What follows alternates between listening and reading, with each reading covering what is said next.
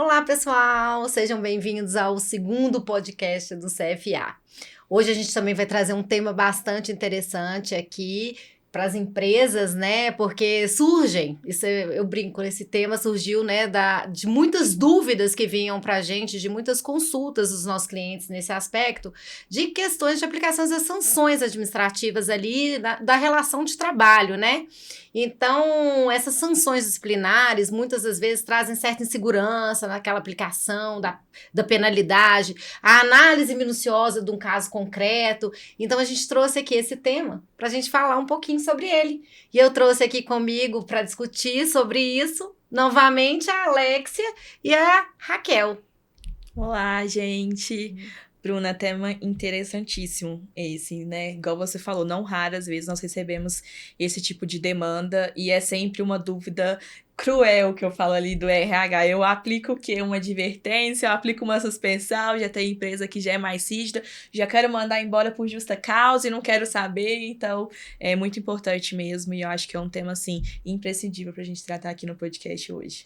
E hoje nós vamos trazer, né, a melhor análise dessas aplicações, como devem ocorrer, de que forma, com a presença de quem, qual documento, quais atitudes que aquele empregado comete que levam à aplicação dessas sanções. Então, hoje nós viemos aqui esclarecer algumas dores desse setor, né, empresarial e como que deve ser feito, justamente para mitigar os riscos depois, quando for acionado na justiça, ou também na questão consultiva, né? Antes dessa ação trabalhista acontecer, o que eu posso fazer na aplicação dessas sanções que eu consigo solucionar meu problema, ao mesmo tempo agindo de forma correta perante a Justiça do Trabalho. Não, isso mesmo, pessoal. E assim, eu costumo brincar que a primeira ali, o início de tudo se tem através do contrato de trabalho, né? Esse contrato, ele traz ali as regras claras, as diretrizes no qual vai se estabelecer a relação de emprego. Então, eu falo que um contrato de trabalho muito bem elaborado, muito bem escrito, muito bem delineado, né? Com regras claras, com questões de políticas, né? A necessidade de conhecimento dessas políticas internas da empresa torna-se imprescindível para a aplicação dessas penalidades, dessas sanções ali, na esfera do colaborador ali, quando tem alguma conduta que não corresponde, né, aos diretrizes, àquela cultura em que a empresa defende. Exatamente, pessoal. Eu acho que o contrato de trabalho também concordo muito com o que a Bruna colocou. Acho que começa nele, porque às vezes usa ali um contrato mais padrão, que só prevê a jornada tal, função tal e salário tal. E eu acho que um contrato de trabalho vai muito além disso. E aqui eu não falo nem de colocar ele de uma forma jurídica, uma forma difícil de se interpretar. Dá para construir um documento bacana para ambas as partes, tanto, né, para o empregado ali entender o que está sendo pactuado, o que está sendo ajustado, mas que também delimite ali, né, não só os direitos ali também, mas também os deveres, né, daquele empregado perante a empresa. Então, concorda, muito bem pontuado, Bruna. E hoje, como a Alexia falou, a questão do entendimento desse colaborador, desse regramento. Às vezes você faz um contrato de trabalho que, querendo ou não, aquele colaborador não consegue compreender o que está escrito. E hoje, querendo ou não, as redes sociais, a informática, né, os recursos que a gente consegue trazer esse regramento, essa política empresarial, essa cultura empresarial dessa empresa, né, desse setor para esse colaborador de forma mais compreensível. Seja uma questão audiovisual, um treinamento, né, que tenha ali...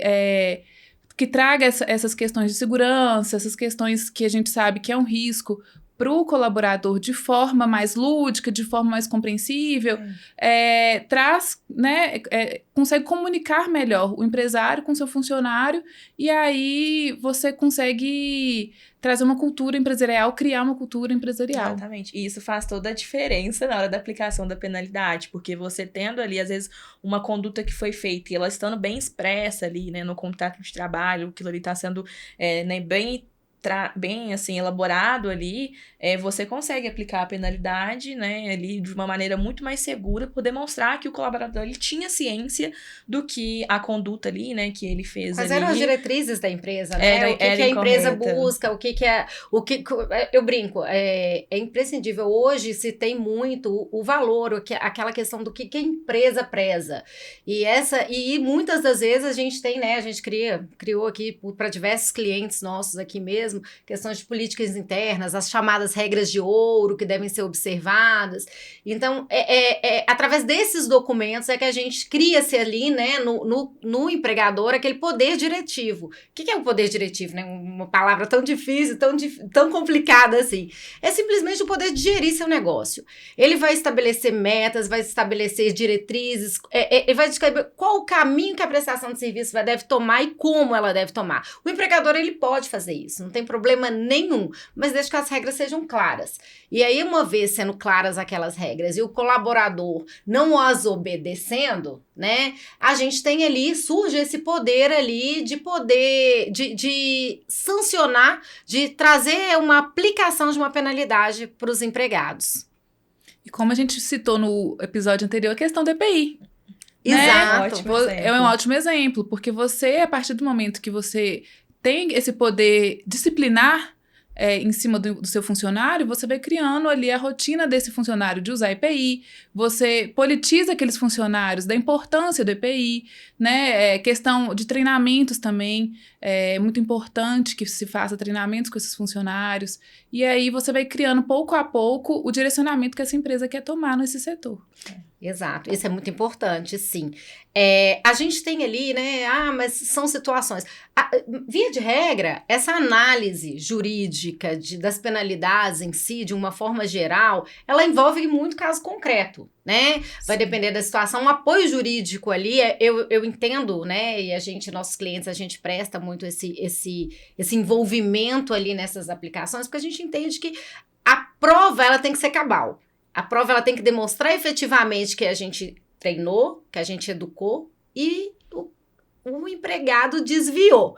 E também, né, a gente vai tratar ali mais para frente, dentre das hipóteses de possibilidades de aplicações de penalidades, existe uma certa gradação. Então, a gente recomenda muito aos nossos clientes para aquela gradação. Igual a Alexia aqui no antigo podcast, né, no primeiro podcast comentou com a gente sobre, eu quero mandar embora por justa causa e tudo mais. Não tem muito vou mandar, eu quero mandar embora por justa causa. Tem mecanismos da gente fazer isso, da gente fazer eu falei do poder diretivo, né, que uma das diretrizes desse poder seria o poder disciplinar, igual a doutora Raquel falou aqui. Então, muitas das vezes, a gente tem ali um mecanismo, a gente traz para as empresas um mecanismo de que essa dispensa por justa causa que vai ser feita, ela seja feita de uma maneira mais segura, concisa, concreta, que não envolva, que não exponha a empresa a risco, né? Que eu falo, eu brinco muito, o que é o nosso papel jurídico? Nosso papel jurídico é mostrar riscos, mostrar soluções, mas a estratégia de negócio, ele vai da empresa, né? Vai dali do empresário em si. Mas cabe a mim também, né? A gente como jurídico, e a gente preza muito isso, eu dar estratégias, eu mostrar caminhos, eu mostrar soluções. Então, essa atuação conjunta ali na aplicação de penalidades se torna bastante importante, é muito significativa. E principalmente ali essa parceria imediata, porque também sabemos que a aplicação da penalidade, né, ela tem ali um decurso de tempo. Você não pode esperar, né? O funcionário fez isso na segunda, aí na sexta-feira meu jurídico me respondeu como que eu posso aplicar. Perdão, poxa, já passou uma semana do fato, então é importante sim ter esse apoio jurídico, mas esse apoio imediato, né, ter ali uma rede de apoio que você possa ligar, às vezes, né, tem demandas que às vezes vai precisar, não, peraí, a gente volta a se falar daqui 15 minutos, mas às vezes tem algumas coisas que a gente já consegue ali, né, diligenciar de forma mais rápida, porque a dúvida surge desde uma conduta muito simples, né, o funcionário faltou pela segunda vez sem justificativo, aplica uma advertência, aplica uma suspensão.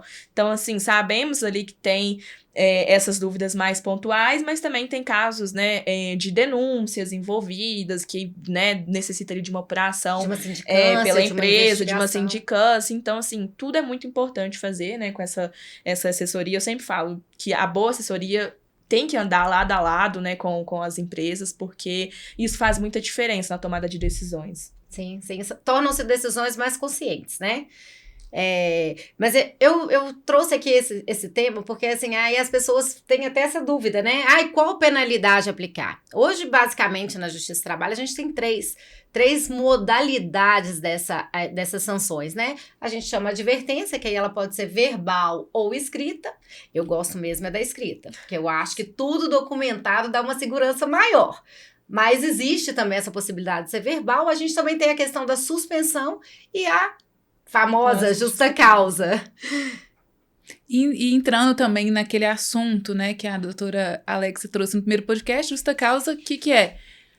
É quando aquele funcionário ele age de uma forma tão grave que o vínculo de emprego ele tende a se romper ali naquele momento.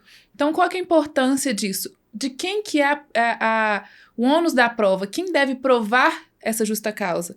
Na Justiça do Trabalho se entende com o empregador. Exato. Então, essa a importância da gente, no momento de justa causa, de aplicar a justa causa, ter ali conciso e coeso toda a documentação, a questão fática, a imediatidade daquela aplicação. A gradação das penas, que isso também é um dos requisitos, né? Então, assim, a gente tem ali, primeiramente, a gente tem aquela, vou chamar a atenção, eu chamo de puxar a orelha. Eu vou chamar através das advertências, são situações brandas, sabe? No qual ali do coisa de dia, igual a Alexia disse aqui, ele não veio, o colaborador atrasou, o colaborador não registrou o ponto, o colaborador faltou sem justificativa. São situações ali que no dia a dia corriqueiras acontecem nas empresas. Sim. E que são passíveis ali de uma advertência, né? A gente chama atenção, a gente, o que busca com essa advertência de uma forma geral? A gente chamar a atenção do funcionário para trazer ele de volta ali para seguir aquelas diretrizes ali da empresa, sabe? Então, as advertências a gente costuma ali aplicar nas situações mais brandas. Quando essa situação branda já passou um pouquinho desse limite, né? A gente já tem ali uma situação um pouco mais grave, por exemplo, na minha avaliação aqui, a questão da reincidência, né, dessa desídia que a gente chama, que é a falta ali injustificável, né? A gente já chamou a atenção do funcionário 2, 3 vezes, 4 vezes, e nem isso tá resolvendo, e ele continua com aquela conduta desidiosa. Eu acho que cabe sim uma aplicação de uma suspensão, porque ali eu já passei daquele estágio de só puxar a orelha para ter também no bolso, né? Porque eu acho que no bolso, muitas das vezes, eu acho que chamaria mais atenção. E, consequentemente, essa conduta continuada, né, termina por levar à justa causa. Então, a gente tem ali, né, a gente tem um artigo em específico na CLT 482, no qual ele traz e enumera ali as possibilidades da dispensa por justa causa. E eu costumo brincar. Ali tem só a denominação, mas a gente tem que ver o caso concreto, onde que ela se encaixa, como se fazer. A Alexia muito bem colocou aqui, a Raquel complementou, a questão de sindicância. A gente tem ali, né, por diversas vezes nosso escritório ofereceu essa questão de de elaborar uma sindicância, sabe? Fazer uma apuração daquela falta que a empresa averigou. Então, assim, surgiu-se uma suspeita, a gente tem-se esse levantamento dos fatos para que posteriormente seja tomada uma decisão estratégica, seja pela dispensa por justa causa, ou seja pela continuidade do vínculo, ou só uma advertência, enfim. Então, a gente tem mecanismos, né, em que a gente possibilita ao colaborador uma segunda chance antes de que essa justa causa seja aplicada de forma concreta. E eu acho que não existe uma receita de bolo, né? Porque, por exemplo, eu posso falar com você assim, não, toda vez que ele faltar é advertência. Igual a doutora Bruna explicou, nem sempre, né? Às vezes o funcionário faltou ali uma vez, aplicou advertência, faltou mais outras vezes ali no período, né, um curto tempo ali, e aí, o que eu faço? Não tá funcionando, eu tô, né, aplicando ali a penalidade e o funcionário continua, né, tendo ali o mesmo padrão de conduta. Então, ali, né, talvez vamos avaliar ali a suspensão para ver se isso se resolve, se a gente consegue ali entender e, né, sanar ali aquele problema. Então, não existe uma receita de bolo, a gente não tem como fazer um quadrinho, quando for essa situação, você aplica isso, quando for aquela situação, você aplica determinada penalidade. Realmente tem que ter uma análise muito apurada dos fatos. E eu acho que, mais ainda, quando tem a justa causa. Todo mundo, né, fala que tem ali um certo temor ali pela justa causa, mas eu acredito que quando é construído ali, né, provas, é levantado e averiguado mesmo se aquela conduta ou se determinada denúncia corresponde ali, né, à conduta que um determinado empregado tenha cometido, e a empresa consegue ter, ter ali de forma documental esse registro, a aplicação da justa causa, ela é super válida. E eu acredito que, assim, atualmente também, pelo pouco relato que eu estou tendo nas empresas, né, que até a advertência hoje em dia está sendo importante também você ter documentado o motivo, especificar o motivo, porque não raras vezes estamos vendo agora na Justiça do Trabalho levantamentos de, eu estava sendo perseguido, eu recebi 3 advertências, mas eu não fiz nada, era perseguição do meu líder contra mim. Então, assim, eu falo que antigamente muito se voltava esse cuidado da prova com a justa causa, mas acredito que agora, né, até mesmo com a nova geração, né, com os novos padrões de conduta de ambos os lados, né, de empregado e também de empregador, é importante tudo ser muito bem registrado, muito bem apurado ali. E é o que a doutora Bruna falou, a questão do poder diretivo da empresa de aplicar essas sanções vira-se um dano moral. Vira-se um assédio, né? Vira uma perseguição. Então, a importância dessa documentação, da especificidade da advertência, da suspensão, da justa causa, chamar testemunhas, se precaver, pode gravar, né? A questão da aplicação também, para você conseguir se resguardar e mitigar os riscos, para que esse poder disciplinar de você aplicar alguma sanção não se vire um assédio ou uma conduta que depois vai gerar um dano moral. Gente, essa conversa nossa me deu um ótimo insight aqui, ó. A gente pode já marcar um próximo podcast aqui sobre assédio moral, hein? É um tema bastante relevante, sim.